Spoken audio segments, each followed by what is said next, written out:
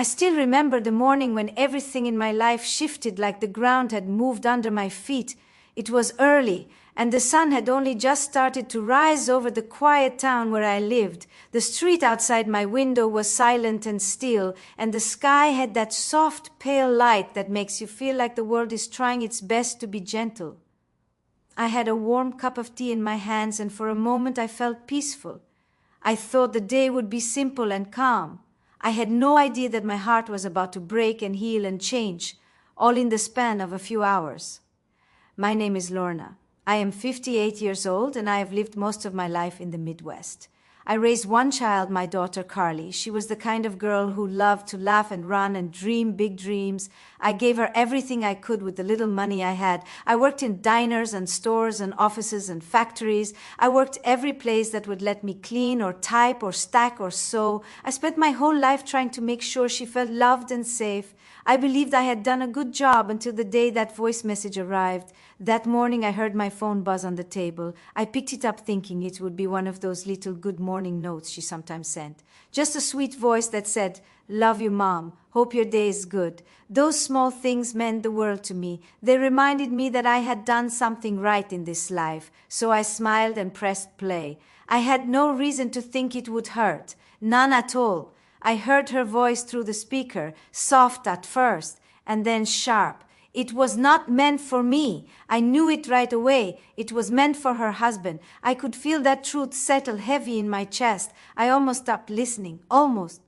But something in her tone froze me where I stood. She said she felt tired of dealing with me. She said I was old and slow, and that having me around was like carrying extra weight on her back. She said she wished I would just stop calling so much and stop needing things. She said she wished I would just live my own life and give her space because she had no interest in babysitting her own mother. She said I made her feel trapped. I stood there with my tea cooling in my hands while my daughter's voice cut through me like a cold wind. I felt my chest tighten. I felt my breath fall apart. I felt every year of sacrifice I had made turn into dust right in front of me. I had never asked her for much. I had never wanted to be a burden. I had always tried to be kind and patient and strong. But hearing her say those things made me feel small.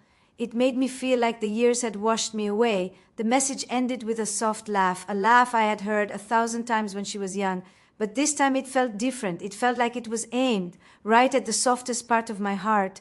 I lowered the phone, and for a long moment I could not move. The house around me felt too quiet, too still. Like all the air had been pulled out. I sat down in my chair and pressed my hand over my chest. I told myself, do not cry, not yet. Take a breath first, just breathe. But the truth is I cried anyway, not loud, not wild. Just a slow, steady ache that came from somewhere deep, somewhere old. Something inside me felt like it had cracked. I thought about all the nights I had stayed awake with her when she was sick, the way she used to hold my hand when she was scared, the way she used to lay her head on my lap and tell me I was her whole world. I remembered packing lunches and folding clothes and working double shifts just so she could have shoes that did not fall apart after one winter. I remembered cheering at her school plays even when I was so tired I could barely see straight. I remembered loving her enough to forget myself. So hearing her say those words made me wonder if she had forgotten me, or maybe she had changed in ways I had not seen. Maybe life had pulled her away from the girl I used to know. I wiped my face and stood. I told myself that I had lived long enough to know pain. I told myself that a strong woman does not break so easily. I told myself that maybe there was a reason for her mood. Maybe she had a bad day. Maybe she did not mean it. I tried to soften my own hurt because that is what mothers do. We soften pain until it feels like something we can hold without bleeding. But even as I tried to calm myself, the truth stayed sharp. She had said what she said, and she had said it freely. And this time, I was not going to stay quiet. I stayed outside longer than I planned, letting the cold air press against my cheeks. It felt like the sky was trying to wake me up, shake me a little, remind me that I was still alive, even if I felt cracked open inside. My hands trembled, and I could not tell if it was from the morning chill or from the hurt that sat heavy in my chest. Maybe it was both, maybe it was everything all at once. I kept hearing her voice in my mind. those words that fell so casually from her lips. Words that felt like they had been waiting under the surface for years just to cut through me in one sharp moment. I wondered how long she had felt that way, how long she had carried resentment I had never seen. Had I been blind, or had she been hiding it, or had life simply changed her? Mothers never want to believe. But today, everything felt unfamiliar. Even the sound of the spoon in the pot felt different, like I was standing in someone else's kitchen living someone else's life. Maybe heartbreak does that to a person. Maybe it makes the world tilt and turn until you struggle to find the right balance. When the food was ready, I sat at the table, but I could barely eat. My throat felt too tight. I pushed the bowl away and pressed my palm against my forehead. For a moment I thought I might cry again. But then something surprising happened. A calm washed over me, a strange quiet, a stillness that felt almost like strength. I whispered to myself, "You have survived worse than this, Lorna. You have survived long nights and lonely years and hard work that broke your back. You have survived loss and betrayal and disappointment. You can survive this too. You can grow through this pain." Then I picked up my phone again. I opened the message from Carly. My thumb hovered over the keyboard. I was not sure what to say. I did not want to yell or fight or sink to that level. I wanted to speak from strength, from truth. So I typed slowly, so carefully that I felt each word as it left my heart. I wrote, "I heard the message you sent earlier. I do not think it was meant for me. It hurt me deeply." I stared at those words. They were simple, honest, clean. They carried no anger, just truth. And truth can be the sharpest blade of all. I pressed send before I could talk myself out of it. Then I set the phone down and waited. Waiting can be its own kind of suffering. Every second feels heavier than the last. I kept hearing my clock tick on the wall. Each tick sounded louder, sharper, like it was marking the time between who I had been and who I was becoming. I folded laundry to distract myself. I wiped the counter even though it was already clean. I dusted the shelves twice. But nothing could quiet the thudding of my heart. After what felt like an hour, though it had only been a few minutes, my phone buzzed again. My breath stopped. I reached for it with hands that shook. My daughter had replied. She wrote, "Mom, what message? What are you talking about?" My stomach twisted. Denial. She did not know yet. She had not checked her outgoing. A long buzzing one that meant someone was calling me? I looked at the screen. It was her, Carly. My daughter. I stared at the phone as it rang. I felt my heartbeat rise. I felt fear and love and hurt all fight for space inside me. For a moment I thought about answering. For another moment I thought about letting it ring and ring until it stopped. I was not sure what I wanted. I only knew that whatever she said next would change everything. The phone continued ringing. It echoed through the small house. It echoed inside my heart too. And right there in that moment, I made a choice that would become the beginning of a long journey towards strength, courage, and a new kind of life. The phone kept ringing while I stood frozen in the middle of my living room. It felt like every ring was tugging at a different part of my heart. One tug came from years of love and memories I held close. Another tug came from the hurt that still sat heavy inside me. And somewhere deeper, another tug came from the quiet strength I was just beginning to rediscover inside myself. Strength I had forgotten I had. The phone rang until it finally stopped. The silence that followed was thick, almost alive. I let out a slow. While I sat there, I heard another buzz on the phone. Another text. This one said, "Mom, I listened. I am so sorry. Please call me." I felt that familiar ache again, the kind that pulls you in different directions all at once. I should have felt relief, but instead I felt something else, something heavier. In understanding that apologies do not always erase the wound they caused. Sometimes they only shine a light on how deep it really is. She wrote again right away. "I did not mean any of that. I was just stressed. You know how life gets. I swear I did not mean it." I closed my eyes and breathed deeply through my nose. Stress, life, pressure. Those were the excuses people used when they hurt others without thinking. But words spoken in comfort or anger or frustration still reveal the truth hidden inside a heart. and my daughter's truth had been sharp. I stood up and walked to the mirror in the hallway. I looked at my reflection. I saw a woman with lines on her face, carved by years of work and love and loss. I saw tired eyes, but I also saw gentle strength behind them. I whispered softly, "You deserve respect, Lorna. You deserve kindness too." My phone buzzed again. This time the message was longer. It read, "I know it sounded bad. I know it was wrong. But please understand, I am trying to balance so much. Work, home, marriage, bills, everything. I did not mean to make you feel like a burden. I swear I did not." Reading that made tears form again, but they were not the same tears as before. These tears were old, tired, heavy with the weight of a lifetime of giving and giving without asking for anything in return. I sat down on the couch and held the phone in both hands. My thumbs rested on the screen. I thought about everything I wanted to say, all the things I had swallowed down over the years, all the times I had stayed quiet because I wanted peace more than pride. But this time felt different. This time silence felt like the wrong kind of loyalty, so I typed slowly, like I was shaping each word with my own breath. I wrote, "I love you. You are my daughter. But what you said hurt me deeply. It was not just stress, it was honesty you did not intend for me to hear. And I need time to sit with that." I read those words 3 times before pressing send. They felt right. They felt like truth spoken without anger. They felt like the voice of a woman who had spent a lifetime caring and was finally beginning to care for herself too. The phone buzzed again almost instantly. "Mom, please do not pull away from me. I did not mean it. I was venting. I swear I love you." I pressed the phone against my chest and breathed in slowly. I loved her more than anything in the world, but love does not mean letting yourself be stepped on. Love does not mean shrinking your hurt so someone else can feel comfortable, I replied again. I am not pulling away. I am protecting my heart.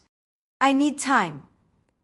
After sending that message, I turned off the ringer and placed the phone face down on the table. I did not want to hear another buzz or beep or chime. Not yet. Not until I felt strong enough to stand tall again. I walked to my bedroom and sat on the edge of the bed. The afternoon light spilled through the curtains in soft gold streaks.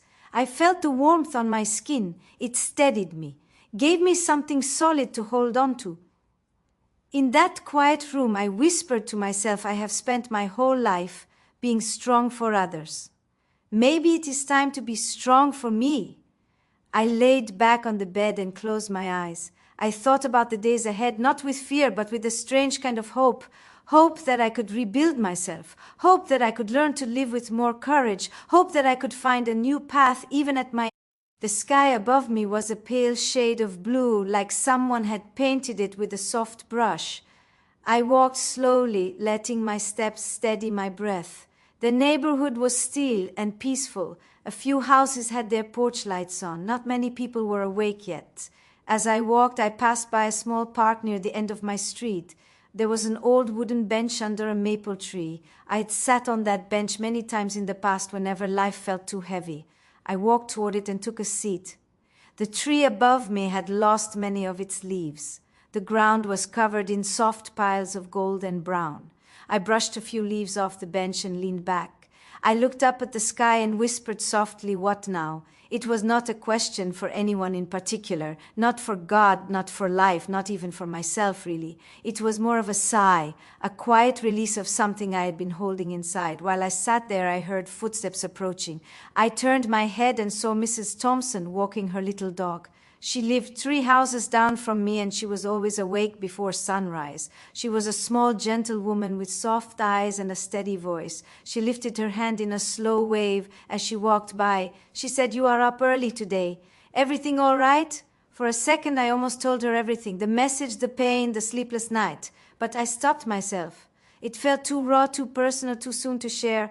So I forced a soft smile and said, "I am just taking a little air." She nodded kindly. "Sometimes that is all we need. A little air, a little space." She walked on and her dog trotted beside her with tiny, quick steps.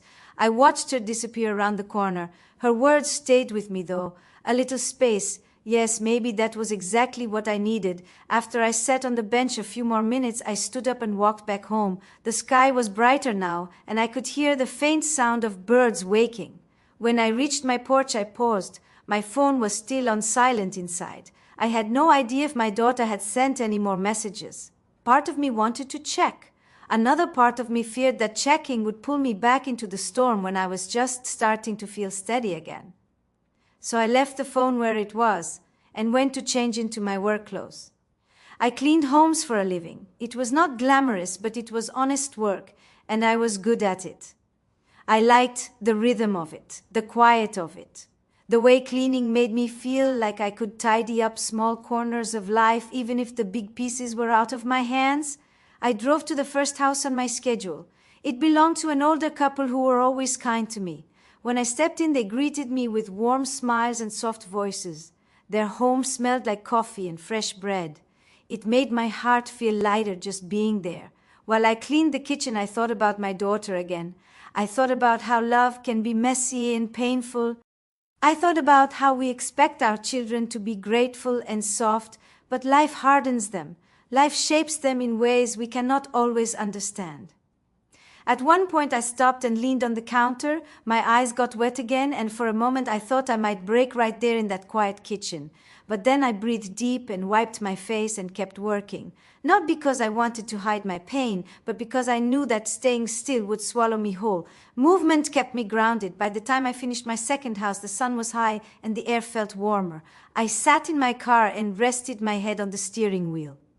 I told myself, you made it through half the day. You can make it through the rest. When I reached home around 3 in the afternoon, I walked inside slowly. The house felt different now. Not as cold as the morning, but still full of silence. I walked to the table where I had left my phone and picked it up. There were 9 messages from my daughter. Some were short. Mom, please talk to me. Some were longer. Mom, I feel sick knowing you heard that. I am so sorry. Some sounded scared. Mom, please do not shut me out. I need you. I read them all carefully. They made my heart ache in new ways. I could feel her guilt through every word. I could also feel her fear. She had never seen me take space before. She had never watched me set a boundary. She was not used to this version of me. I sat down and let out a long, slow breath. I typed back, I will talk to you soon. I need time. I am not angry. I am hurt. That was all. Simple truth. I pressed send and placed the phone down again. For the first time that day, I felt a small spark of strength in my chest. Like a light that had been dim for years was beginning to glow again. Pain had cracked me open, but inside that crack, something strong was starting to grow. I stood at the window and watched the sunlight stretch across my yard. It felt like a quiet reminder that life does not end when hearts break. Sometimes breaking is the first step toward becoming whole in a new and unexpected way. I did not know it yet, but that small spark inside me would lead me down a path that would change my entire life.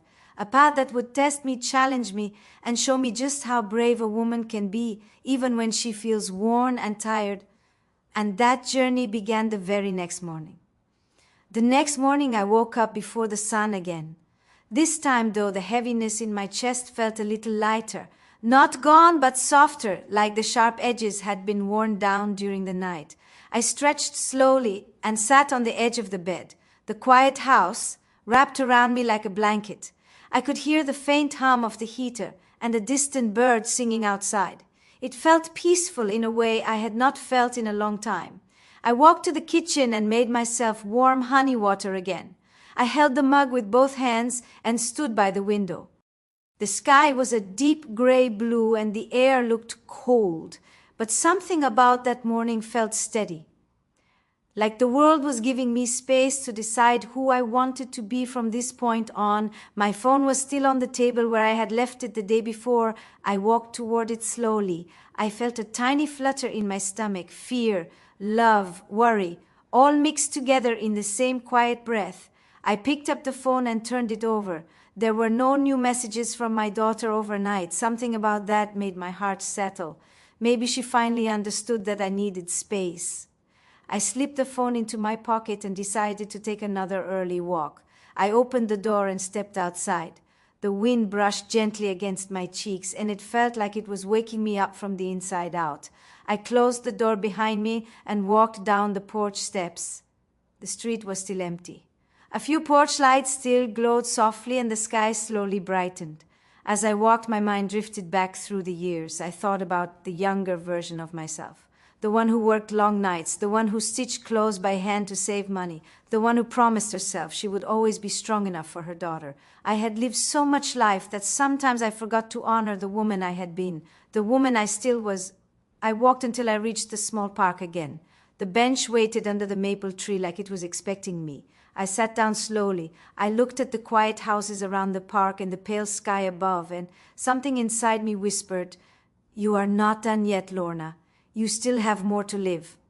As I sat there, a man walked by with a small backpack on his shoulder. He nodded at me. I nodded back. He walked a few steps, then paused and turned around. He looked at me again like he was trying to place a memory. He said, "You cleaned the Hartley's house, right? I recognized you." I nodded again and said, "Yes, I do. Been cleaning for them for years." He smiled softly. "My mom used to clean homes too. Hardest working woman I ever knew." Something warm moved through me.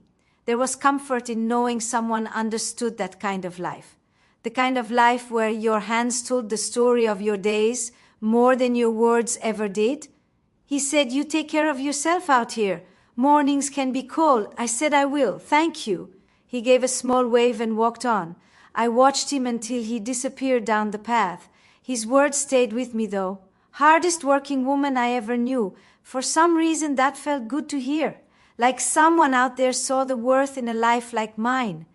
After a while I got up and walked back home. When I stepped inside, the warmth felt comforting. I took off my coat and set it on the hook.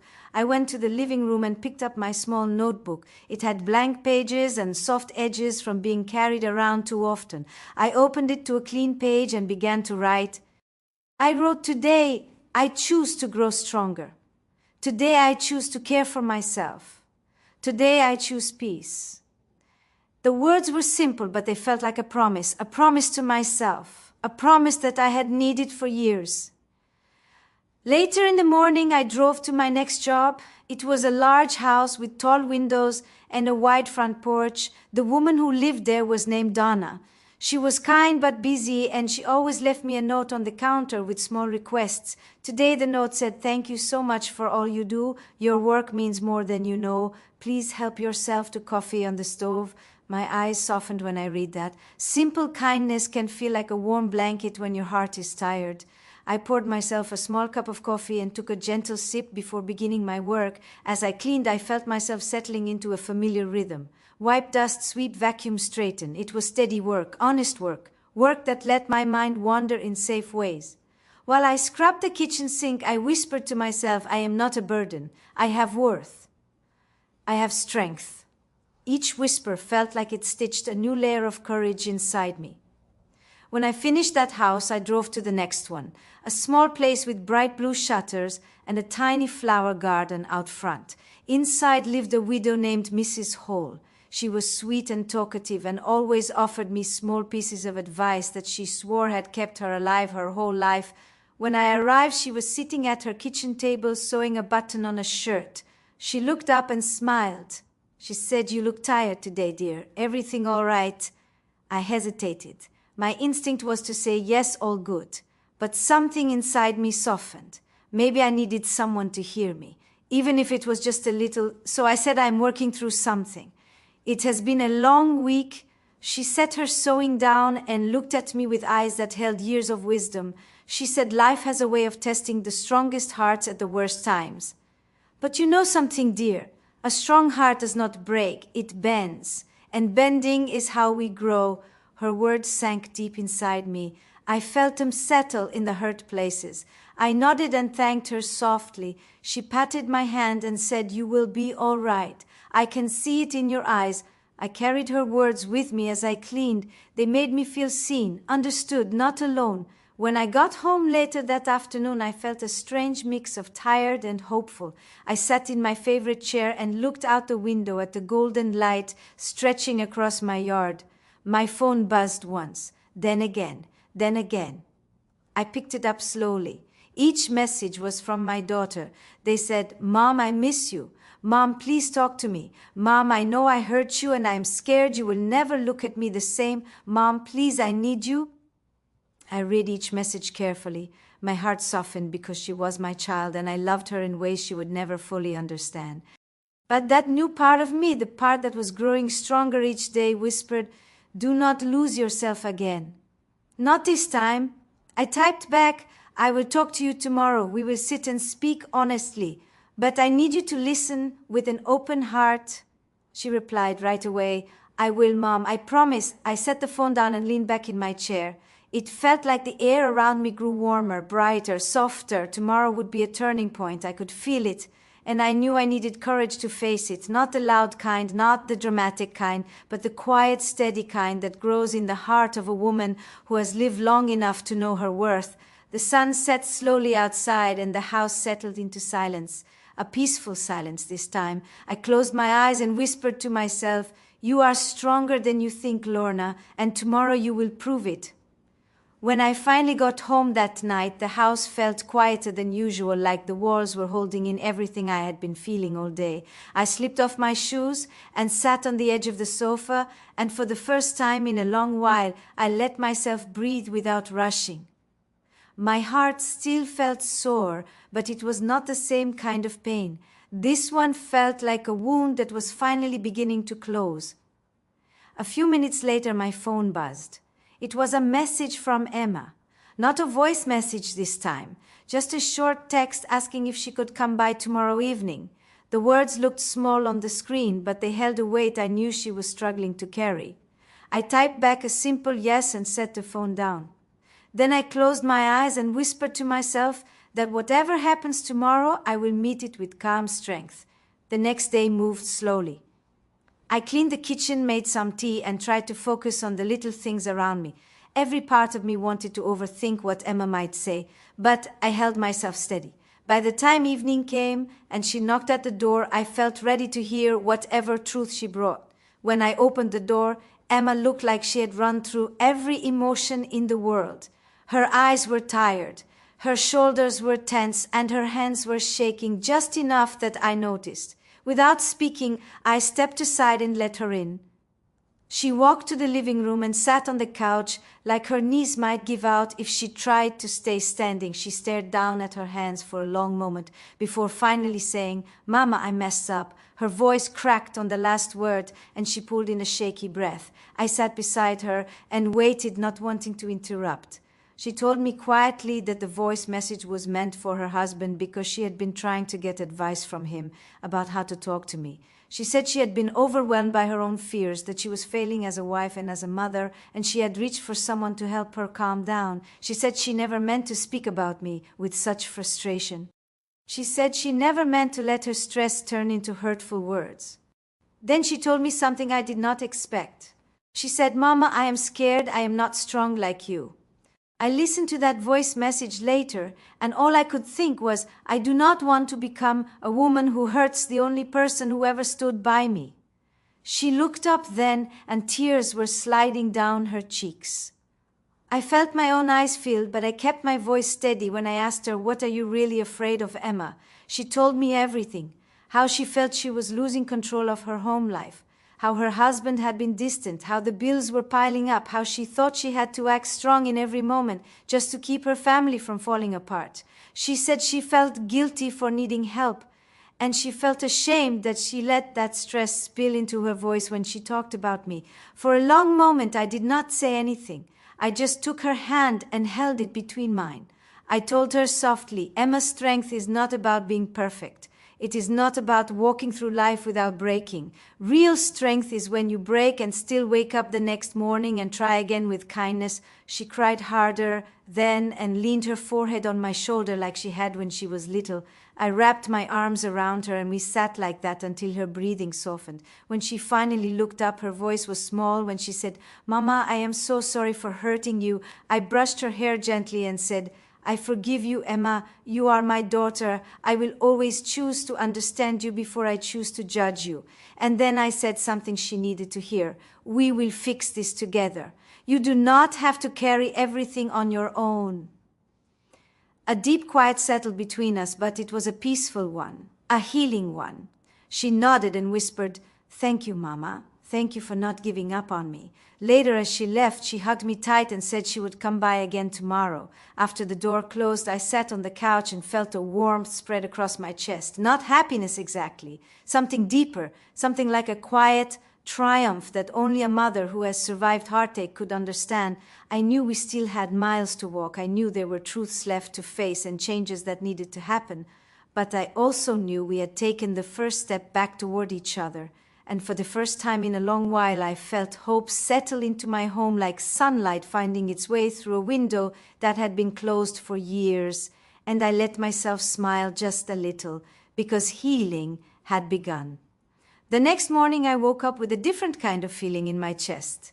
It was not heavy anymore. It felt like someone had opened a window inside me and let in a quiet breeze. I moved slower that morning, letting myself enjoy the soft sound of birds outside and the smell of coffee rising from the kitchen. For once, I felt like the day might bring something good. Around noon, I got a call from Emma. Her voice sounded steadier than yesterday. She asked if she could come by in the evening again, and I told her she was always welcome. After the call, I sat at the table with a warm cup between my hands and thought about how life has a way of teaching us again and again that love is not simple. Love takes patience and forgiveness and a heart brave enough to stay soft even after being hurt. When evening came, I was already waiting by the window when I saw her car pull up. She got out holding a small paper bag, and I could see she was nervous again. I opened the door before she knocked, and she handed me the bag right away. Inside was a small blueberry pie from the bakery down the street. "Mama, I know you like this," she said softly. It was her way of reaching for peace, and I held the bag close like it was something precious. We sat at the table and cut the pie into 2 pieces. For a while we just ate in silence. It was a good silence, warm and gentle. Then she took a breath and said, "Mama, there is more I need to tell you."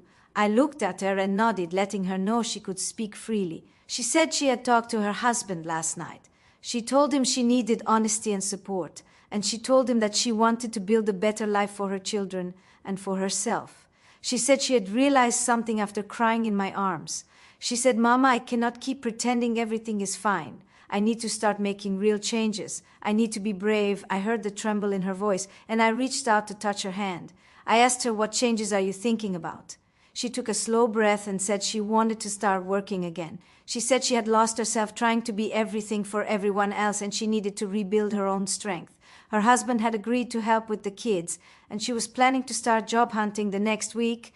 I could see fear in her eyes, but I could also see something else, a spark, a beginning. I told her I was proud of her and that taking control of her life was not something to be scared of. It was something to celebrate.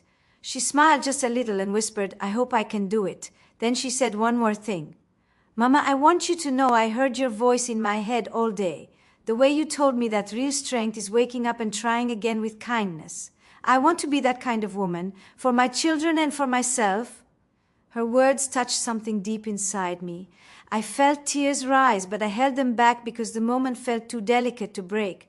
I told her she already was that kind of woman. She just needed to remember it. We sat for a long time talking about small things like her kids' school and the weather and the plans she had for the week ahead. She laughed once or twice in that tired but hopeful way that told me she was healing. I treasured every second. When she stood to leave, she hugged me, the kind of hug that lingers and speaks louder than words. She whispered, "Thank you, Mama. Thank you for not turning away." I held her tight and told her she would never have to face life alone. After she left, I washed the dishes slowly, letting the warm water run over my hands. The house felt different that night, softer, lighter, like love had walked back through the door and settled itself inside the walls. I looked at the empty pie plate on the table and smiled. That small blueberry pie felt like a sign that broken things can be mended one gentle moment at a time, a sign that motherhood, even with all its pain, still carried the power to heal. And as I turned off the lights and headed to bed, I whispered a quiet prayer that tomorrow would bring even more light to the path in front of us. Because for the first time in a long while, I felt hope stretching further than just one day. I felt it growing roots inside me, and I knew our story was far from over. The next few days moved gently like a slow river, carrying us forward little by little. I could feel a change in the air every time Emma called or stopped by. It was like she was trying to rebuild a bridge she had almost burned without meaning to. And I welcomed every brick she laid down because that is what mothers do. We give space for our children to come back home even when they do not know how to ask for forgiveness out loud. One afternoon, just as the sun was dipping low, I heard a soft knock on my door. When I opened it, Emma was standing there holding a folder against her chest. Her hair was pulled back and her eyes looked nervous but focused. She stepped inside and said, "Mama, I want to show you something." We sat on the couch and she placed the folder on my lap. Inside were printed pages of job listings she had found online. She had circled a few of them with a blue pen. Some were office jobs, some part-time, some full-time. She said she did not know which one she could handle, but she wanted to try. I looked at her face and saw a kind of strength growing there, a new kind of strength, one that rises slowly from inside instead of being forced from the outside. I told her I would look through each listing with her and help her decide which ones felt right. She leaned back a little and let out a breath she had been holding all day. She said she had been scared to bring this to me because she thought I might think she was not ready yet. I placed my hand on hers and told her that taking a step forward is always better than staying frozen in fear. We spent almost an hour reading each listing together. She asked questions about some of them, and I gave her simple, honest answers. When she reached one that spoke about helping seniors at a local care center, her eyes softened. She said, "Mama, this one feels right." I told her to follow that feeling. Sometimes life whispers to us through the smallest things. Then she told me something else. She said she and her husband had talked again, and she told him she needed more support and understanding. She said he had listened more closely this time and even apologized for not noticing how much she had been struggling. I could hear the uncertainty in her voice as she spoke, but I could also hear hope threading its way through her words. As we talked, I noticed something that made my heart warm. She was not sitting with her shoulders tight like before. She was not shrinking in on herself. She was taking up space again, breathing differently, speaking with more strength, healing in front of my eyes. After a long while, she closed the folder and held it against her chest again. She looked at me with the kind of expression children have when they want reassurance, even as adults. "Mama," she said, "do you think I can really do this? Do you really believe I'm strong enough?" I looked at her the same way I had looked at her when she was 5 years old and came home from school with scraped knees after falling on the playground. I told her, "You have always been strong, Emma. Life did not take that from you. You just forgot for a little while, and now you are remembering." She closed her eyes and breathed in deeply. When she opened them, she whispered, "Thank you," not a loud thank you, not a rushed one, the kind of thank you that comes from the very center of the heart. Before she left, she asked if she could stop by tomorrow morning so I could help her fill out a few online applications. I smiled and said, "Of course." After she walked out to her car, I watched her from the doorway for a moment. She looked lighter, taller somehow, like the world was no longer pressing down on her shoulders. Inside my home, the quiet felt different again. Not empty this time, not heavy. It felt like a soft blanket wrapped around everything warm and safe. I walked to the kitchen, poured myself a cup of tea, and stood by the window. The sky outside was turning a deep shade of purple, and the first stars were coming out one by one. I whispered a small prayer for my daughter and for her family, a prayer for courage and guidance, a prayer for peace in their home and peace in her heart. And as I sipped my tea, I felt a quiet truth settle inside me. Sometimes healing does not come in one big moment. Sometimes it comes in small steps, in soft conversations, in shared pie, in printed job listings placed gently into the hands of someone who loves you. Sometimes healing is just two people choosing each other again. And that night I felt grateful that life had given us another chance to choose each other. The next morning came with a gentle glow through my curtains. I woke up early, made some warm tea, and set my laptop on the kitchen table. I wanted everything ready before Emma arrived because I knew today was another important step for her. I could feel something shifting in her life, and I wanted to support her in every way a mother could. Right on time, she knocked softly on the door. When I opened it, she was holding her purse tight against her side like she was afraid she might drop her courage if she let go. But she smiled, and that smile told me she was trying her best to move forward. We sat at the kitchen table and opened the job listings again. She pulled out a notebook where she had written down some notes. Her handwriting was a little shaky, but the effort she put into each line made me proud. We started by filling out the application for the care center job. She typed slowly, reading each question twice before answering. I could see her confidence growing with each completed field. At one point she paused and said, "Mama, what if they do not choose me?" I looked at her gently and said, "Then you try again. One closed door does not mean the end. It just means you knock somewhere else." She nodded and touched her chest where her heart was pounding. She whispered, "I want to believe that." I squeezed her hand and said, "You will." When we finished the first application, she leaned back and let out a slow breath. It was the breath of someone who had been carrying a weight for too long. She smiled a little and said, "I did it." Her voice held surprise, like she had not expected to be capable. I told her I had never doubted her. We moved on to the second job listing. This one was for a receptionist position at a dental office. She said she was not sure she could handle phones all day, but she wanted to try anyway. As she typed her answers, I watched her posture straighten. Her shoulders did not slump like before. She was sitting like someone who remembered her own worth. Midway through the application, her eyes suddenly clouded and she stopped typing.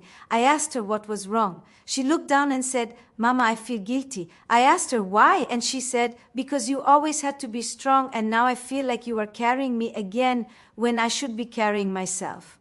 Her voice trembled as she spoke, and I reached across the table and held her hand. I told her, "Honey, strength is not a burden that gets heavier when shared. Strength grows when you let someone lean on you, and it grows inside the person leaning too." She looked at me with teary eyes and whispered, "You always know what to say."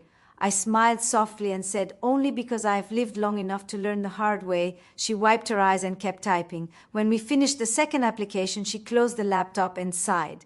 It was not a tired sigh. It was a sigh of release, like she had finally stepped out of a storm and found a sheltered place to breathe. She said, "Mama, I feel like I did something big today." I told her, "You did."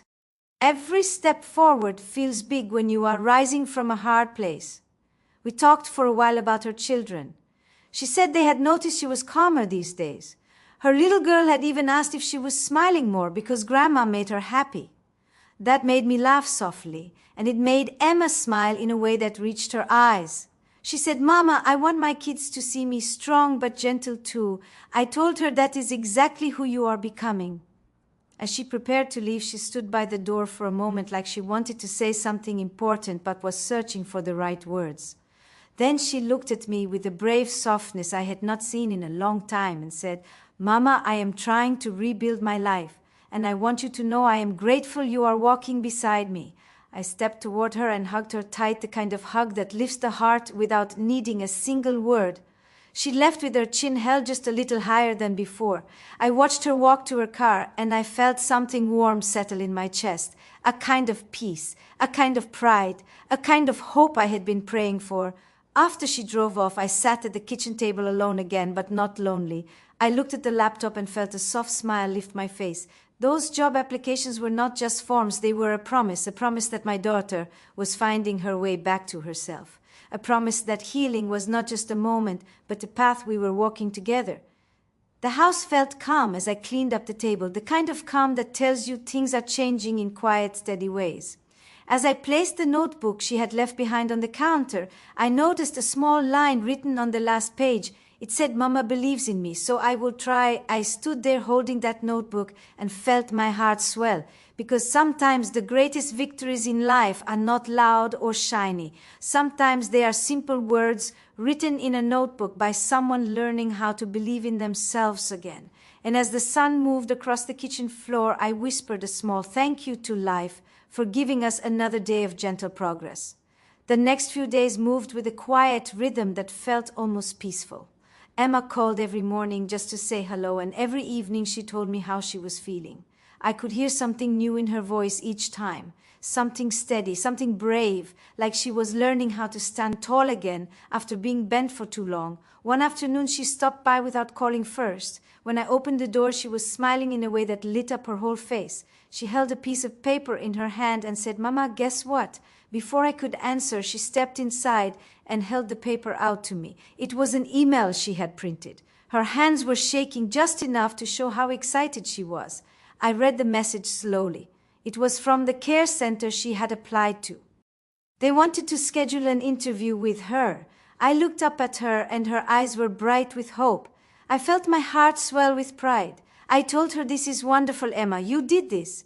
She covered her mouth with both hands and let out a small joyful sound that reminded me of the little girl she used to be. She sat down on the couch and said, "Mama, I am scared, but I am also excited. I have not felt excited about my future in a long time." I sat beside her and told her, "It is normal to be scared when something good begins. Fear does not mean you are weak. It means you care." She leaned her head on my shoulder and whispered, "I want to do well. I want to make a good impression. I want to start over and build a better life for my kids." I wrapped my arm around her gently and said, "You will do well because you are showing up with honesty and heart. That is more powerful than anything else." We spent the next hour practicing how she might answer interview questions. She laughed at herself a few times when she stumbled over her words, but each time she tried again. I could see her confidence forming slowly, like a soft light growing inside her. She wanted this chance. She was ready to fight for it. After we practiced, she stood up and walked to the window. The sunlight was falling across her face, and for a moment she looked peaceful. She said, "Mama, I told my husband about the interview. He said he was proud of me. He even offered to make dinner that night so I could rest." I felt a warm relief spread through me, not because everything was perfect, but because they were trying. Trying is sometimes the greatest kind of love a family can give. Emma turned back to me and said, "Mama, I want to tell you something important. Something I have been thinking about these last few days." I nodded and waited. She walked over to the table and placed her hands on the back of a chair like she needed something steady to hold on to. She said, "Mama, when I hurt you with that voice message, I thought I had lost you. I thought I had pushed you too far. But you stayed patient. You stayed kind. And because of that, I realized something. I realized that I do not want to carry anger in my home anymore. I do not want to talk about people behind their backs. I do not want to let stress turn me into someone I do not like. I want to be better for myself, for my children, and for you." Her voice trembled, but she kept going. She said, "I used to think strength meant hiding how I felt, but you taught me that strength is being honest and gentle, even when life feels heavy. I want to live like that from now on. I want to grow into a woman I am proud of." Her words touched me deep inside. I walked to her and took her hands. I told her, "You are already becoming that woman. Every choice you make from here is shaping a kinder and stronger future." She leaned into me and we shared a quiet moment of understanding. Not loud, not dramatic, just simple and real. Later, when she left, I stood at the doorway watching her walk to her car. She moved differently now, not weighed down, not small. She moved with purpose, with hope, with a spirit that was waking up again after a long sleep. Inside the house, the air felt warm, peaceful. I sat on the couch and let my thoughts drift. Life has a way of breaking us open in the most unexpected moments, but sometimes those cracks let the light in. Sometimes those cracks show us who we really are. Emma had been walking through shadows for a long time, but now I could see her stepping into her own light, slowly, carefully, bravely, and I felt grateful to witness it. As the sun began to set, I whispered a quiet prayer for her interview, not just for success, but for clarity, courage, and peace. I knew she was ready. I knew she had it in her, and I knew that whatever came next, we would face it together, because love does not end at the first sign of hurt. Love grows stronger when forgiveness meets courage, and that is exactly what was happening in our lives now. The morning of Emma's interview arrived with soft golden light spilling across the kitchen floor. I had made us both cups of tea and set them on the table. She looked calm, but there was a quiet tension in her shoulders that reminded me of how much this meant to her. I watched her take a slow sip and then place the cup down carefully. She said, "Mama, I am nervous." I nodded and told her that is okay. Nerves mean you care, and caring shows strength. Before she left, she hugged me tightly and whispered, "I could not have done this without you." I felt tears rise, but I held them back and said, "You have done this on your own, Emma. I only walked beside you." She smiled softly and pulled away, and then she was gone out the door with her head held high. The house felt quiet again, but not empty. The air was filled with possibility. I moved around slowly, cleaning up dishes and straightening the couch. Each movement felt lighter somehow, like a small shift in the world had occurred, and I could feel it in the corners of my home. Around mid-morning, my phone rang. It was Emma. She sounded excited but careful. "Mama," she said, "I think it went well. The interviewers were kind and they asked questions I could answer. They said they would call in a few days." I could hear relief and pride in her voice. I told her I was proud of her and that no matter what the outcome, she had already done something important. She laughed softly and said, "Thank you, Mama, for believing in me even when I doubted myself." That afternoon, I sat in my favorite chair and thought about everything that had happened over the past weeks. The voice message that had hurt me, the long nights of worry, the conversations filled with tears and honesty, the small moments of courage that had grown bigger each day. I realized that healing is not a straight line. It bends, twists, falters, and then rises again. And love can guide the journey if we are willing to stay patient and kind. A knock at the door pulled me from my thoughts. When I opened it, my neighbor Mrs. Thompson was standing there holding a small bundle of flowers. She smiled warmly and said, "I thought these might brighten your day." I took them and thanked her softly. Sometimes the simplest gestures remind us of the good still present in the world.